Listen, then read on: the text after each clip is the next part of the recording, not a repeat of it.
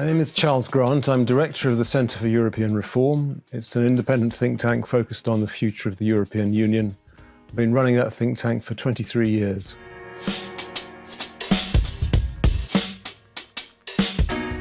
Well, obviously, COVID has changed the way that days happen, but in a pre-COVID and post-COVID time, I think a typical day would be to come into work, I bicycle into work. I read the newspapers and the relevant email newsletters that are a matter for the European Union issues. I probably have a quick meeting with colleagues. I probably have 1 or 2 or 3 meetings outside my think tank with officials or politicians. I might have a lunch with them, perhaps not every day, but quite a lot of days. I'll spend some time editing things that my colleagues have written so we can publish them. I might, if I'm working on something, writing something myself, spend an hour or 2 trying to write or edit my own copy. So it's a mixture of writing, editing, going out to meet people to learn what's happening, but also as a think tank director, you have to worry about funding, and because think tanks operate off donations from companies and foundations and rich individuals. So a fair chunk of my time, not every day, but some days is spent meeting funders to keep them happy, or potential funders to try and persuade them to give money to the think tank.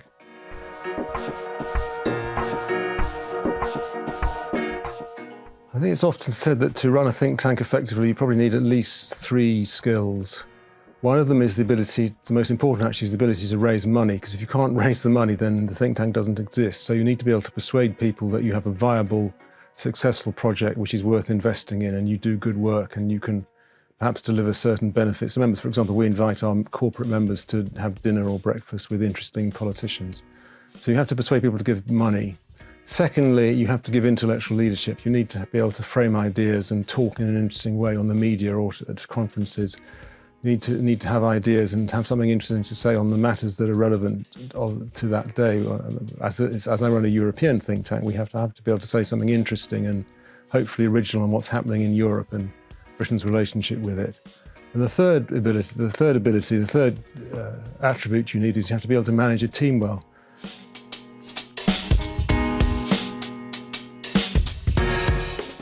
When I was a student, I didn't know what a think tank was. I never came across think tanks, hadn't heard of think tanks. I never wanted to be a think tank director. It just happened to me when I was making other plans, to misquote John Lennon. I did want to be a journalist, and I became a journalist, first on a banking magazine called Euromoney. Then I moved to The Economist, firstly as a financial journalist, then as the Brussels correspondent, then a year doing domestic news, and then 3 years doing the defence brief on The Economist. And during that time, I became very interested in the European Union, mainly because I spent 4.5 years in Brussels. And then with a group of friends in the mid-1990s, we tried to set up a good idea to set up a new think tank on Europe, because there wasn't a good British think tank working on Europe. And I wasn't planning to be the director of it or to run it. But come the 1997 election, Labour won power, and most of the other people involved in planning this half-born embryonic think tank got jobs in the government as special advisors, including David Miliband, who went into work for Tony Blair, who'd been perhaps one of the big brains behind the think tank idea. So I was left clutching a half-born baby, to mix my metaphors, or rather to use ugly metaphors, but also doing a full-time job at The Economist. So I had to either find somebody else to be the first director or to leave The Economist to be the first director myself. And I decided to take the more courageous move, and I left The Economist, took a big pay cut, and started running a think tank.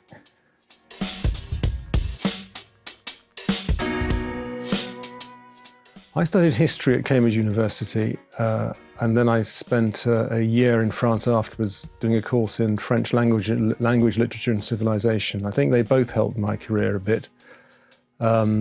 History helped because it teaches you how to write, because you have to write a lot of essays, and teaches you how to assemble large amounts of material and see a pattern or an argument in the material and then write about it. And that was a good training for journalism, but also a good training for think tanks, because think tanks involve making an argument, making a coherent, writing little essays effectively. You publish pamphlets, you write shorter articles as well. So as with journalism, you have to write a lot. If you don't like writing, don't go and work in a think tank, because a lot of it's about writing. Think tanks, unlike journalism, involve speaking as well, public speaking on television and radio, but also speaking at conferences. So probably don't go in a think tank if you don't like speaking in public. And Cambridge didn't give me the speaking in public opportunities, but it gave me the writing opportunities. And then subsequently going to France for a year, to Grenoble, I didn't learn about European politics at all. That wasn't taught. I didn't learn about the EU, but I did learn about another European culture, which certainly helped to make me interested in things French. And then when I got the chance to go and work in Brussels 10 years later as the Brussels correspondent of The Economist, I could at least speak French, having been in France, which was a very useful attribute to have. Because when I went to Brussels as a journalist in 1989, same month that Boris Johnson started as a journalist in Brussels, by the way, April 1989, him for The Telegraph, me for The Economist. When we went there, Boris and I, you had to speak French in the press room. It was the compulsory language. You weren't allowed to speak English. It's changed since then, of course.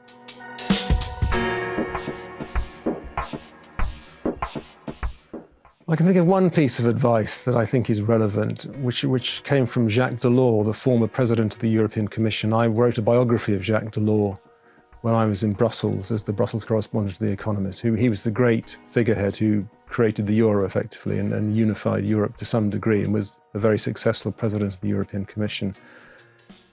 He once said that he once talked about Pascal Lamy, who was his chief advisor, his chef de cabinet, who ran the Commission for Delors in many ways. He said, the thing about Lamy that's really good, when he gets information with his colleagues in my cabinet, that's his private office, he shares the information immediately.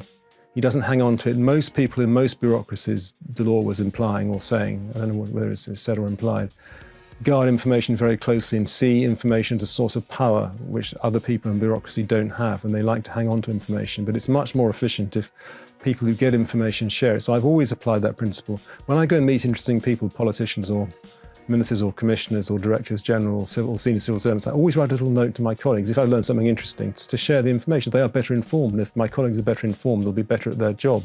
It is a bit of a pain because it takes time, but it's certainly a good idea to inform people. So I think sharing information is a lesson I've learned from Delors and from Lamy.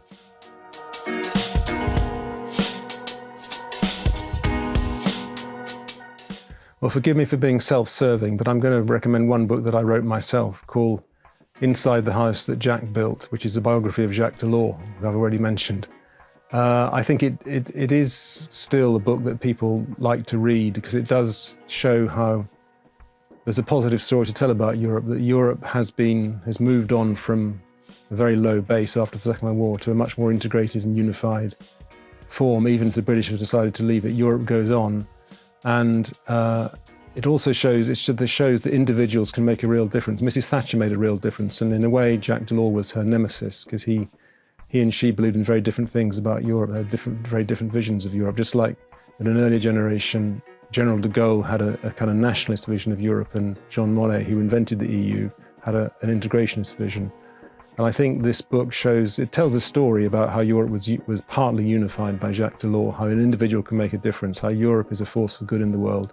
I think it might inspire some people to think that they should also work in Europe, hopefully.